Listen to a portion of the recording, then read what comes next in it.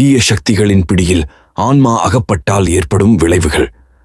காரணமில்லாத ஒரு நிரந்தரமான அச்ச உணர்வு அல்லது பாதுகாப்பற்ற நிலை நீடித்தல், மனம் நிம்மதியில்லாத ஒரு குழப்பமான சூழ்நிலை உண்டாகும்.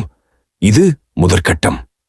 சிலருக்கு தவறான எண்ணங்கள், மனச்சோர்வு, டிப்ரெஷன் அல்லது தன்னைத்தானே காயப்படுத்திக் கொள்ளும் தூண்டுதல்கள் ஏற்படுதல் போன்றவை ஏற்படலாம்.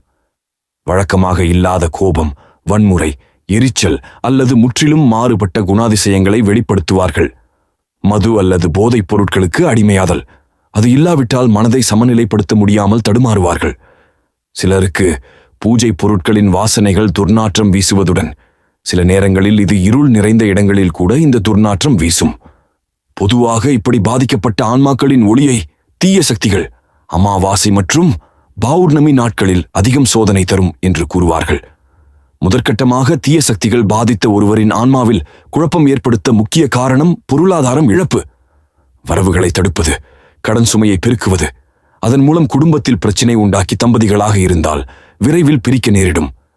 இவை அனைத்தும் மற்றவர்கள் பயப்பட வேண்டும் என்ற எண்ணம் கொண்டு கூறப்படுவதில்லை. வருமுன் காப்போம் என்கிற விழிப்புணர்வு ஏற்படுத்த வேண்டும் என்ற நோக்கில் அனுபவித்து எழுதப்பட்டது. சிலருக்கு பைக்கோலாஜிக்கலாக சில பிரச்சனைகள் ஒத்துப்போகலாம். அதனால் எதுவாக இருந்தாலும் முதலில் அவர்கள் பாதிக்கப்பட்டிருக்கும் வண்ணம் மருத்துவர்களை அணுகுவதே சிறந்தது. அதற்கு மேலும் குணமாகாவிடில் யாரிடமும் இந்த காலத்தில் தேவையில்லாமல் பகையை வளர்த்து கொள்ளாதீர்கள். அது உங்களை மட்டும் அல்லாது உங்களை சார்ந்தவர்களையும் பாதிக்கக்கூடும்.